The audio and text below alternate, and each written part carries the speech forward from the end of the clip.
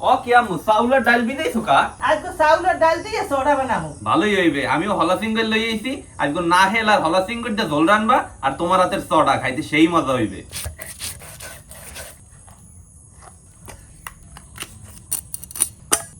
এখন এই চিংড়ি মাছ ম্যারিনেট করতে হইবে, আর ম্যারিনেট করার পান্নে দিয়ে দিতে আসি হলদির গুঁড়ি, নুন। চিংড়ি মাছ ম্যারিনেট করা হয়ে গেছে, এখন এই চিংড়ি মাছ হালকা ভাজতে হইবে। চিংড়ি মাছ হালকা ভাজা দেওয়া হয়ে গেছে।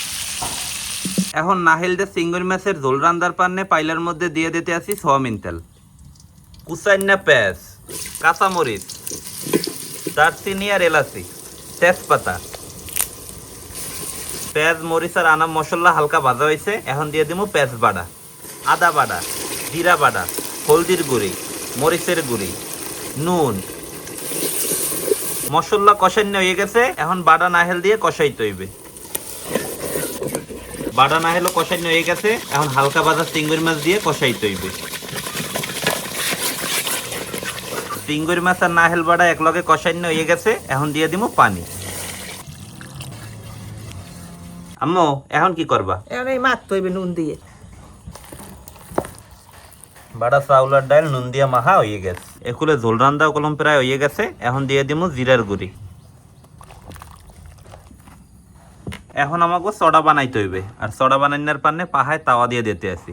রবিন তাওয়াটা একটু সোয়াবিন তেলতে পুষা দিতে হইবে। তাওয়া গরম হয়ে গেছে, এখন আমরা চড়া বাজা শুরু করবো। এখন তাওয়া হরাই দিয়ে ডাইকা থুমো। হরা উড়ানোর সময় হয়ে গেছে, সব কটা চড়া প্রায় বানানো হয়ে গেছে, এখন আমাকে জল বাড়তে হইবে। চড়া আর চিংড়ি মাছের জল খাইতে রয়্যাল ভাইয়া আর জিয়া ভাইয়া বয়ে পড়ছে। ভাইয়া জি এখন বাইরে দাও। ঠিক আছে ভাইয়া। বিসমিল্লাহ বিসমিল্লাহ বিসমিল্লাহ।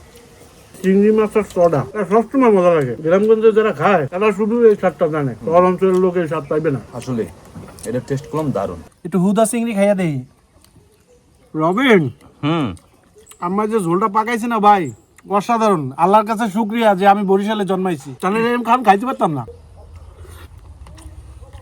টেস্ট আমরা না খাইলে কিন্তু বুঝবেন না।